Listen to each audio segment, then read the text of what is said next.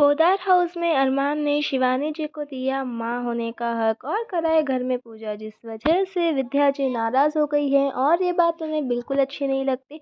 तब वो ये कहती भी है कि अब इस घर में शांति से पूजा भी नहीं कर सकती, लेकिन अरमान उन्हें समझाता है कि अब जैसे कि आप मेरी माँ हो वैसे ही वो भी मेरी माँ है और हम क्यों नहीं एक ही फैमिली में मैं दो माँओं के साथ रह सकता हूँ। अगर भगवान ने मुझे दो माँओं का आशीर्वाद दिया है तो फिर मैं दो माँओं के साथ क्यों नहीं रह सकता हूँ। ये सवाल यहाँ पर अरमान अपनी माँ विद्या से पूछता है। तभी यहाँ पर शिवानी जी भी आ जाती है और वो कहती है कि विद्या जी का तो उनके ऊपर बहुत बड़ा एहसान है, क्योंकि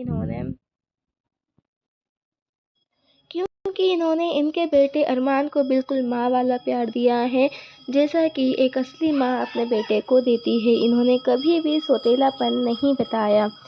ये वही कर सकता है जिसके अंदर वाकई माँ वाला दिल हो। तो यहाँ पर तभी कावेरी जी आ जाती हैं और वो कहने लगती है कि विद्या ने तुम्हारे बेटे को बिल्कुल हीरे जैसे तराशा है, जिस वजह से आज वो इतना कामयाब है और तुम यहाँ पर उस हीरे जैसे बेटे को बर्बाद करने आई हो और पोद्दार हाउस की सारी खुशियों को आग लगाने आई हूँ। अगर तुम्हें इतना ही एहसान है तो तुम भी एक एहसान विद्या पे करो और उसकी ज़िंदगी से बाहर चले जाओ और उसकी ज़िंदगी में उसको आज़ादी दे दो। तब यहाँ पर शिवानी जी आती है और कहती है कि वो यहाँ पर विद्या जी की जगह लेने और पोदार हाउस की बड़ी बहू बनने नहीं आई है।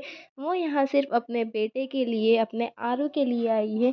इसके अलावा वो किसी और के लिए नहीं आई है। यहाँ पर अरमान अभीरा भी उन्हें यही बात समझाते हैं कि माँ जी को और कुछ नहीं, बस उन्हें उनका बेटा चाहिए और वो बस उनके बेटे के पास ही है। इसमें किसी को भी जेलस होने की या फिर किसी को भी परेशान होने की कोई ज़रूरत नहीं है। तब यहाँ पर दादी साहब फिर से बोल पड़ती हैं और कहती हैं कि तुम्हारा ऐसा कह जाने से कुछ नहीं होता है। हम बहुत अच्छे से जानते हैं कि ये औरत किस हद तक जा सकती है।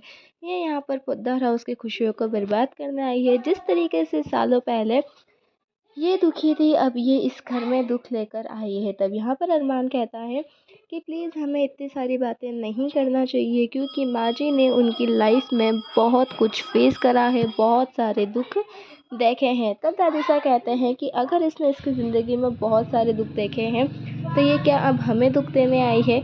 इसको खुशियाँ नहीं मिली है तो क्या ये हमसे खुशियाँ छीनने आई है? यहाँ पर इस तरीके से दादी साहब शिवानी जी पे अनगिनत इल्ज़ाम लगाती है, जिसके बचाव में शिवानी जी कुछ नहीं कहती है और चुपचाप खड़ी होती है। लेकिन यहाँ पर दादी साहब के डायलॉग बंद नहीं होते हैं। अगर ऐसा ही चलता रहा तो कहीं ऐसा ना हो कि अरमान अपनी माँ शिवानी जी को लेकर घर से चला जाए, लेकिन वह ऐसा कर भी नहीं सकता क्योंकि उसकी दूसरी माँ विद्या यहीं पर है और वो विद्या जी से भी उतना ही प्यार करता है जितना कि वो शिवानी जी से प्यार करता है, क्योंकि बचपन से लेकर अभी तक अरमान सिर्फ शिवानी जी को नहीं बल्कि विद्या जी को ही अपनी माँ मानते आया है। इस वजह से उसके लिए फ़ैसला लेना बहुत मुश्किल रहेगा। हालांकि यहाँ पर ये सारी बातें होने लगती है तभी अभीरा पर इल्ज़ाम लग जाता है कि वो ही शिवानी जी को इस घर में लेकर आई है और ये जिस तरीके से इस घर की खुशियों की वायरस है उसी तरीके से अब ये औरत भी घर की खुशियों की वायरस बन जाएगी। ये सारा तमाशा माधव जी खड़े खड़े देखते रहते हैं और कोई बचाव नहीं करते। तब यहाँ पर दादी सा शिवानी जी जो आरती करती है उसकी जोत बुझा देती है, जिस वजह से सभी शॉक्ड हो जाते हैं और सोचने लगते हैं कि ये दादी सा ने क्या किया। अब देखते हैं कि जिस तरीके से जोत बुझी है क्या उसी तरीके से घर की खुशियाँ भी बुझ जाएगी।